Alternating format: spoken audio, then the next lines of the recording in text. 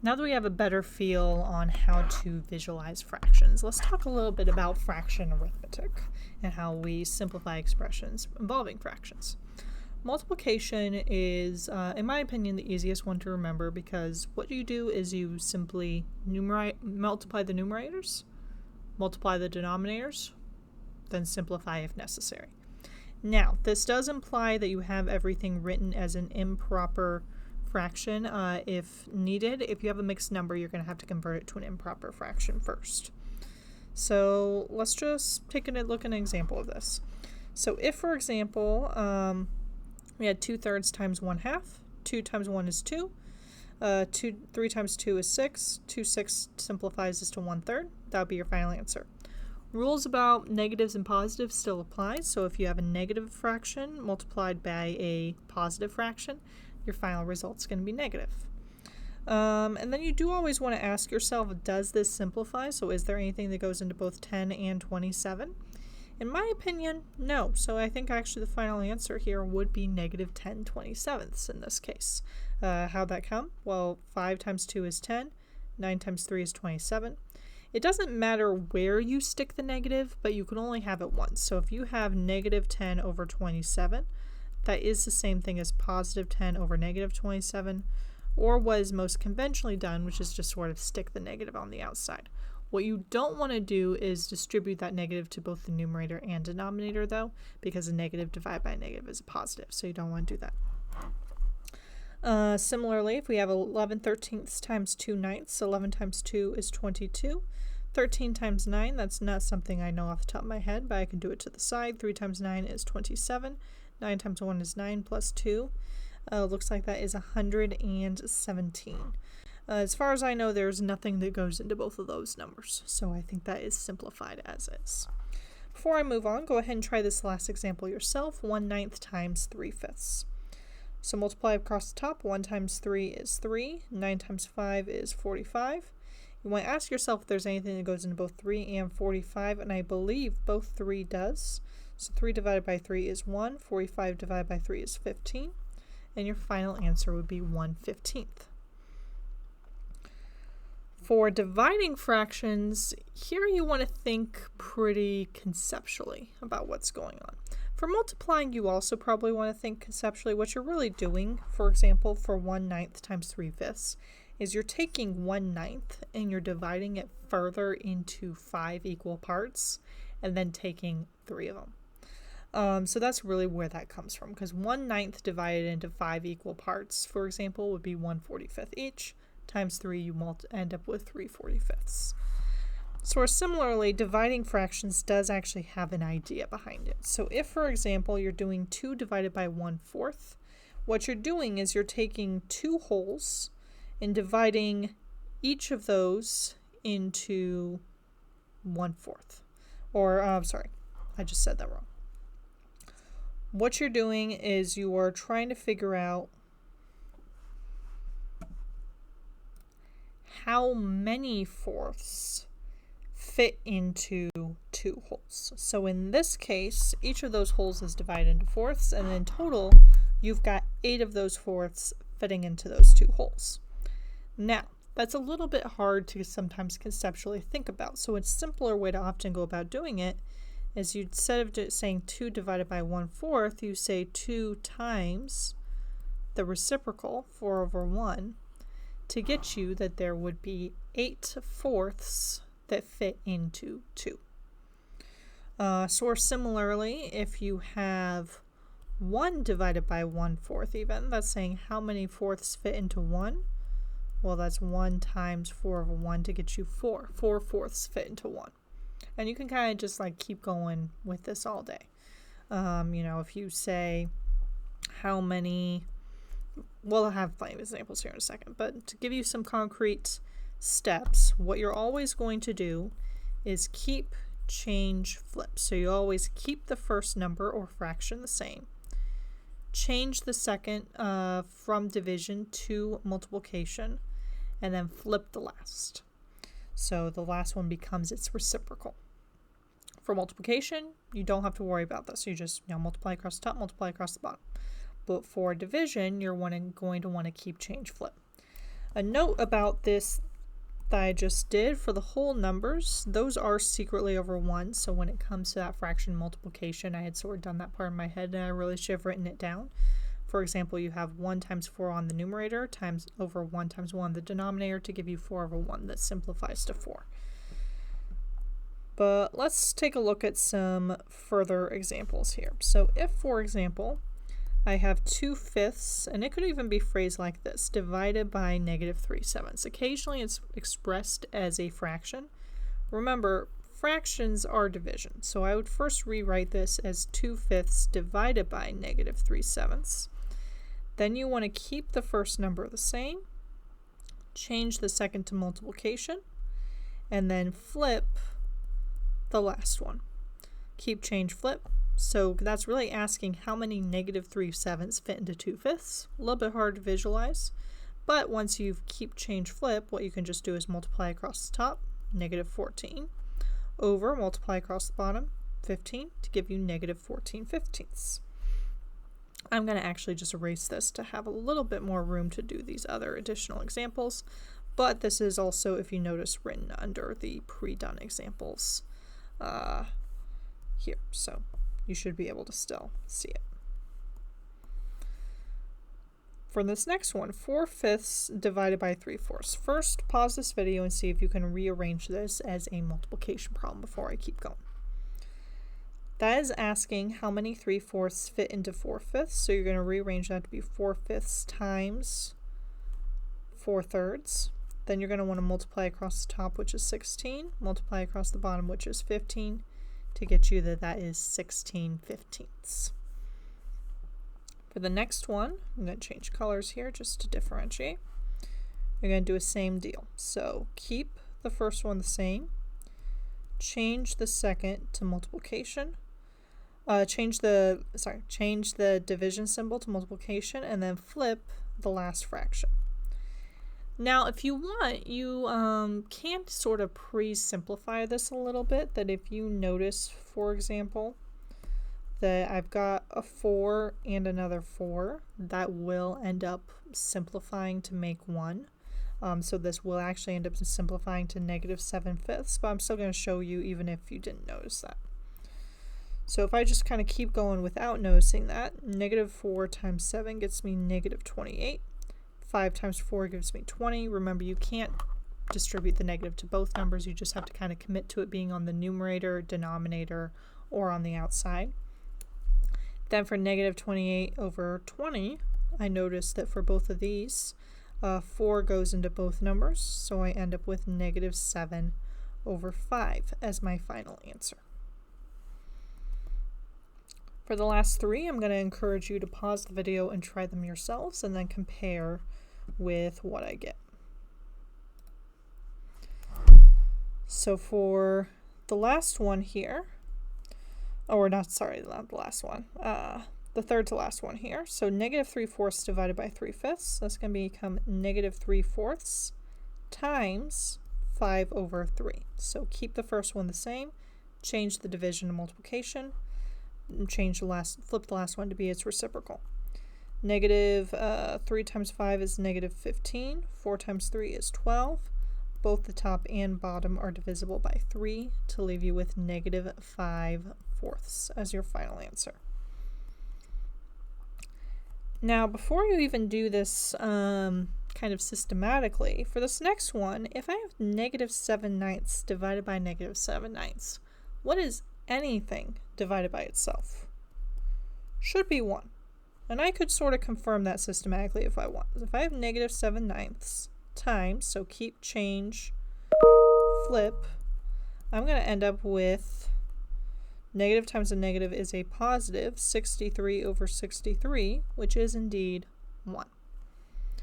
Same deal for the last one, -5/6 divided by -5/6. Oh my gosh, that's still the same number divided by itself. That's still 1. So keep in mind that that sort of logic still applies even when you're dealing with fractions. Addition and subtraction is where you have to be a little bit more careful. If you noticed with multiplication and division, we never made sure they had the same denominator.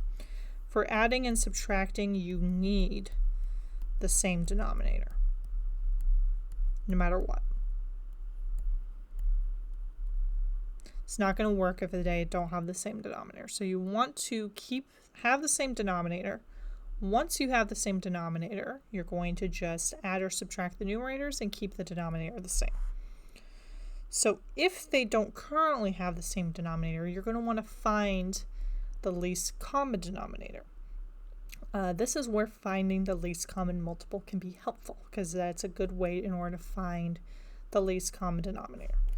So that's what I'm going to write as an aside here. So what is the least common denominator? You're going to want to have the least common multiple be the least common denominator. And what do I mean by that? So if I'm doing 1/2 plus 1/3, what's the least common multiple between 2 and 3? Well, the least common multiple between 2 and 3 is 6. So I want to change these to both be fractions over 6. How would I do that? Well, 2 times 3 gives me 6, and if I multiply the denominator, I have to multiply the numerator to give me 3/6. Similarly, for the 1/3, 3 times what gives me 6? 2.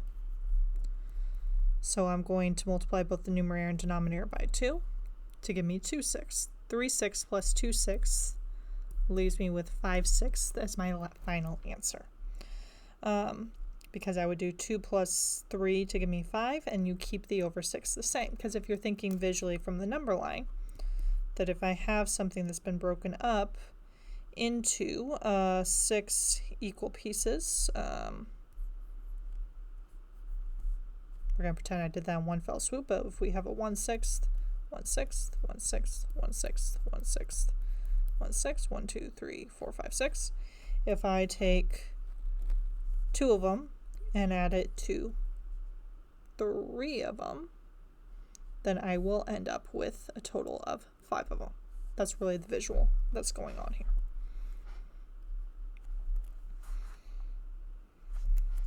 So if you have the same denominator, you just add straight across the top as is.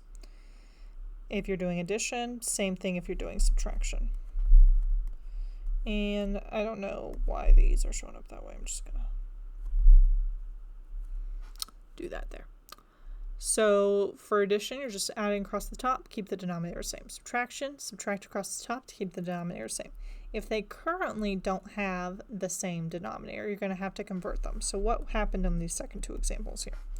So 2/3, for example, you're going to want to multiply both the top and bottom by 4 to give them that same denominator. 3 times 4 is 12. 2 times 4 is 8. You end up with 8/12. Similarly, 1/4, you're going to want to do the same thing. You would multiply both the top and bottom by 3 to give you 3/12 is what you're actually adding up. 8 plus 3 is 11, all over 12. Now how did we come up with 12? Well, the least common multiple of 3 and 4 is 12. That's ultimately how we came up with it. Similarly, the least common multiple of 6 and 4 also happens to be 12. And if you're wondering how to come up with the least common multiple, I encourage you to look at those exercises and watch that video. Since the least common multiple is usually the nicest denominator to work with. And here, once we've converted them, then we just do the 10 minus 3. That gives us 7 and still stays over 12. So let's practice some addition and subtraction. I'm going to encourage you to pause the video to go ahead and try these problems yourself, and then restart the video in order to compare your answers. So for 1/9 plus 1/9, I have 1/9, I have another 9th. They already have the same denominator. I'm going to wind up with 2/9. If I have 8/5 plus 3/5, again, they already have the same denominator. 8 plus 3 gives me 11, still over 5. For 9/4 plus 3/5, they don't currently have the same denominator, and their least common multiple is going to be 20. So for 9/4, I need to multiply both the top and the bottom by what's going to give me 20. In this case, that will be 5, and that will give me 45/20.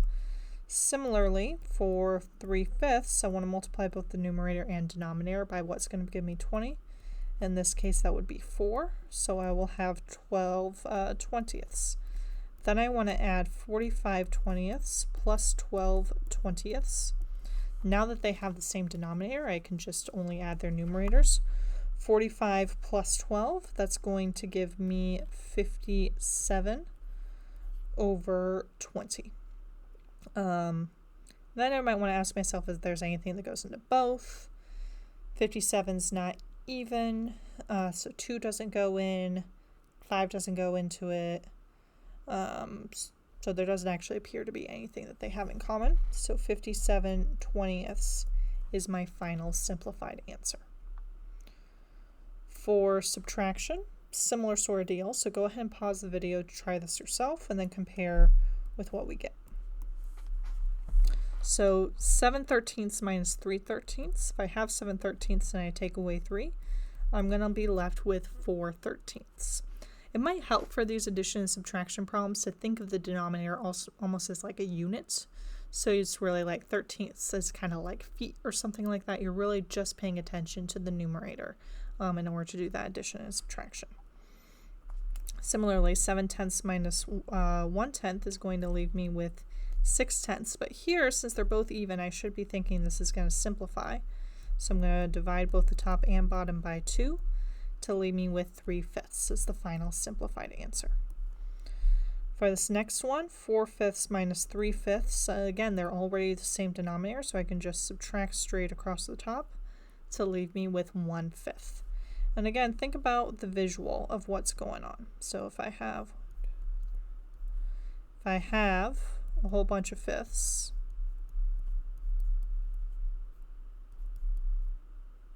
one, 2, 3, 4, 5. I just drew on an extra fifth there for no reason. There we go. 5 equal pieces. If I have, we're going to pretend they're equal anyway. If I have 1, 2, 3, 4 of them, and I take away 3 of them, I will just be left with 1 of them. That's really what's going on. Think about conceptually, again, what's going on. It's not, coming out of thin air. Again, just think of it like units. For 9/4 minus 6/7, that we're going to want to create like denominators before we just dive in. So the least common multiple of 4 and 7, I believe, is 28. And worst case scenario, if you're not coming up with the literal least common multiple, you can just multiply the denominators together, and that will give you a multiple at least. So I'm going to want to convert these both to be over 28. So I'm going to have to multiply both the numerator and denominator on, and that is really tiny writing. I'm going to do this to the side. 9/4, leave myself a little bit of room, minus 6/7. In order to make these both over 28, for the 4, I'm going to have to multiply both the numerator and denominator by 7 in order to make this over 28. 9 times 7 gets me 63 over 28. For the 6/7, I'm going to have to multiply both by 4 to give me 28, minus 24 over 28. And I'm personally going to do 63 minus 24 a bit here to the side. 3 minus 4 I'm going to have to borrow. 13 minus 4 is 9. 5 minus 2 is 3. So I'm going to end up with 39/28 as my final answer. If I'm thinking about things that go into 39, the only thing I can think of is 3 times 13, and neither of those numbers go into 28, so that does indeed look simplified. As a note for 0, 0 divided by anything is just 0. If I have nothing and I divide it equally between 5 people, each of those 5 people gets nothing. However, I cannot divide anything by 0. Dividing by 0 is illegal. The math police will come get you. You are not allowed to divide by 0. We say it's undefined. So that's also just something to keep in mind. So just as a quick recap, remember for multiplication, multiply across the top, multiply across the bottom, simplify. Division, you're going to want to have to keep, change, flip. So keep the first fraction the same, change to multiplication, and flip the second fraction. So you're multiplying the first by the reciprocal. For addition and subtraction, you're going to want to make sure the denominators are the same. Use the least common multiple to find the least common denominator. Then you're going to want to just add across the top or bottom. By adjust fractions, we just mean to make it where they have those least common denominators. Add across the top or bottom. I said top or bottom. That's wrong. Add across the top or subtract across the top. Keep the bottom the same. So clarify here. Add or subtract the top, aka the numerator, only. Keep the denominator the same. The denominator is really just the units for addition and subtraction. And just keep in mind for 0, you're never allowed to divide by 0. 0 is only allowed in the numerator.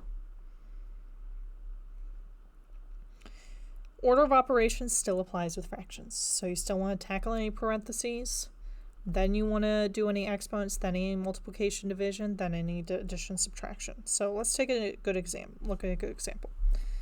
Here, take a survey of all the operations going. This multiplication is going to come before the addition. So do the multiplication first. I'm just going to multiply across the top, multiply across the bottom. 8 times 9 is going to give me 72. 7 times 8 is going to get me 56. 72 divided by 8 and 56 divided by 8. 8 is a greatest common factor between the two. 72 divided by 8 gets us 9. 56 divided by 8 gets us 7. So this is really a 9/7. I just did that to the side because we so far have simplified the problem down to -7/24 plus 9/7. Now here we are doing addition. We're adding a negative, but it's still going to work the same way as addition. And with addition, you are going to want to make sure that these have a least common denominator. So here, let's go ahead and figure out what their least common multiple is going to be. 24 breaks down into 6 and 4. 6 and 4 break down into 2 and 3, 2 and 2. And 7 really just stays as is. So, as gross as it might be, their least common denominator is going to be whatever 24 times 7 is. 4 times 7 gets me 28. 7 times 2 is 14 plus 2 gets you 6, so 168. In order to get there, we're multiplying both the top and bottom by 7 for the -7/24. That gets us -49/168. For the other one, we're going to multiply both the 9 and the 7 by 24. 9 times 24, I'm also going to do to the side here. 9 times 4 gets me 36. 9 times 2 gets me 18, plus 3 gets me 21, plus 216/168. Remember that adding a negative is the same thing as subtracting a positive, so this is really just asking me to do 216 minus 49. In order to do this is a case if you're doing it by hand where you got to double borrow because I can't do 6 minus 9 or 1 minus 4, so I'm going to have to make this a 1. This is going to be a 10, and this is going to be a 16. 16 minus 9 gets us 7, 10 minus 4 gets us 6. Drop down the 1.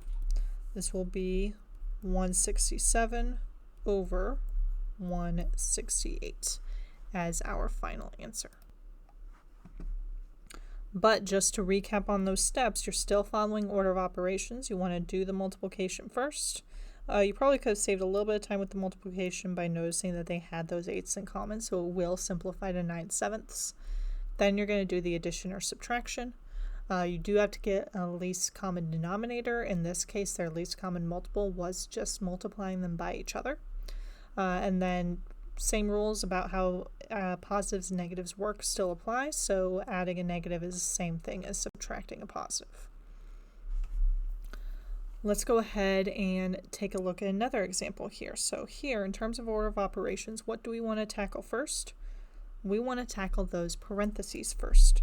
So here, if I have -7/6 minus 8/9, again, I'm going to want to have a least common denominator. Between 6 and 9, their least common multiple is going to be 18, which is, if you notice, a little bit smaller than just multiplying them by each other.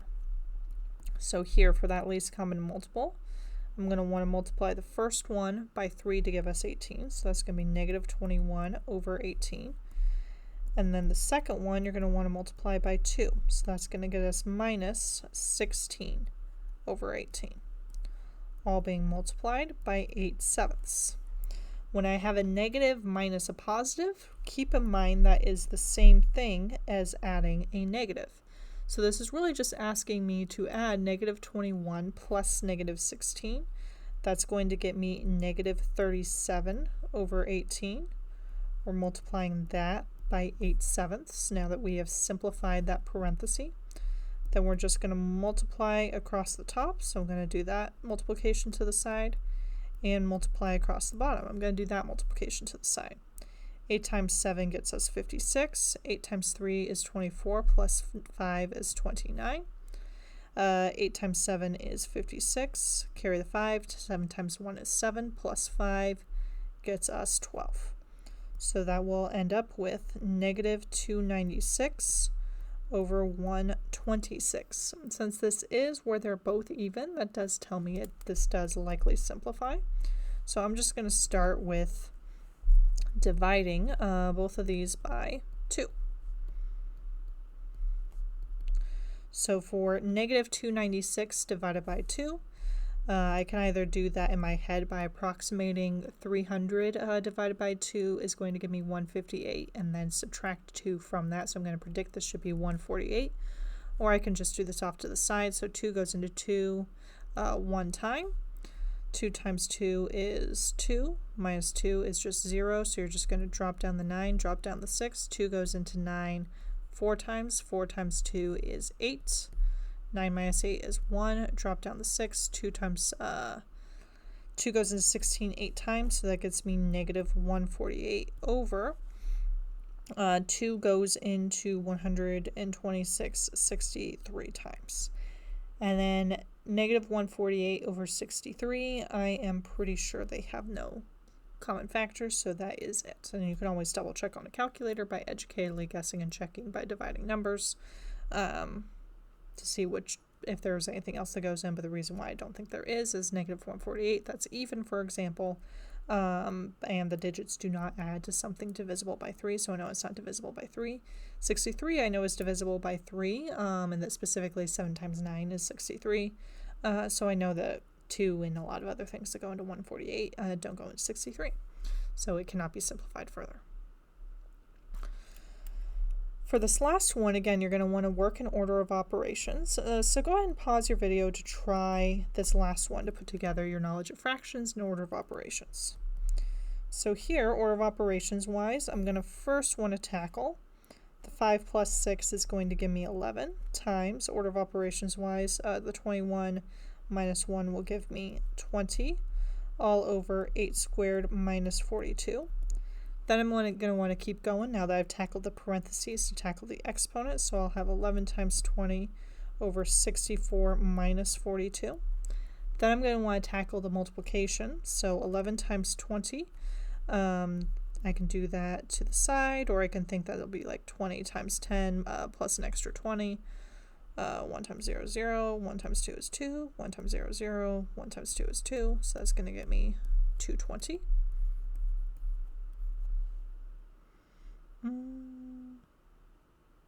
Yes, that does give me 220, yeah, because that's also double 11 times 10. 64 minus 42, you can do that to the side. 4 minus 2 is 2, 6 minus 4 is 2.